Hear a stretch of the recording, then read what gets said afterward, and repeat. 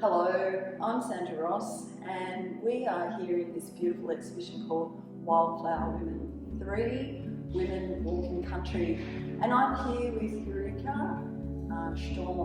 So she's going to give us a little story about her beautiful wool block printing and how that morphed into these amazing lino cuts that she does. So yeah, welcome. Thanks, Sandra. Thanks. I've always liked making small scale work. When my kids were little, I often worked at the kitchen table in the evenings, and I really tended to make really quite small works, like 7 centimeters. So they were just on this scale, and these are pretty much printed life size. I had been making wood engravings for a while. I really loved that technique.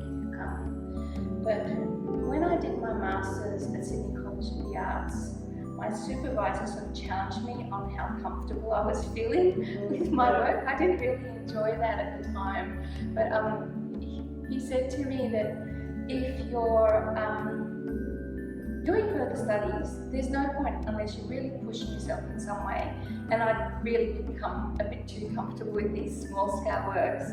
So what he suggested that I do is still work in the style that I was doing, but upscale my work.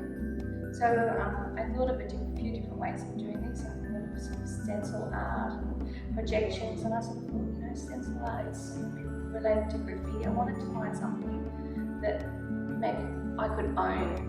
And eventually, I don't know how I sort of came upon it. I do like cutting. I cut stencils for screen printing. So I came across the idea of using commercial signage vinyl and cutting that with a scalpel to upscale my small print. So I initially started by using small lino cuts that I'd made and enlarging them to, some of them were 2 meters by over a meter.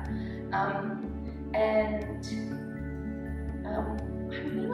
came to really like that way of working. There are a few things about it that a lot of people find challenging.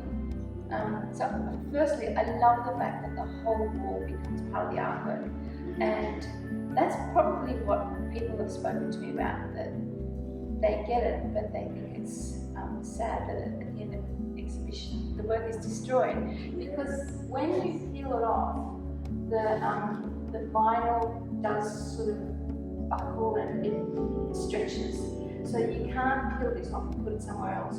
So when someone buys my work, I cut a new one for them.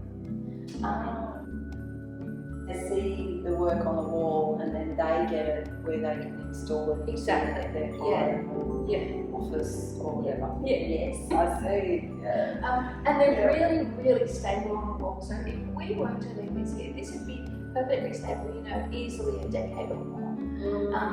But you can't move it, and unless you cut it out the wall, you can't really sell it. And people have said, why don't you put them onto a canvas or a backing board? But to me, that takes away the aesthetic of the wall being part of the whole artwork. I find that really important. And so I guess the idea of a piece on the wall is that it is part of the wall, and if you were to put it on a canvas, then why would you use vinyl? Yeah. Probably paint it onto a canvas. Yeah. And what's the point? Yeah, I think for me, when I look at this, the whole wall is part of the artwork.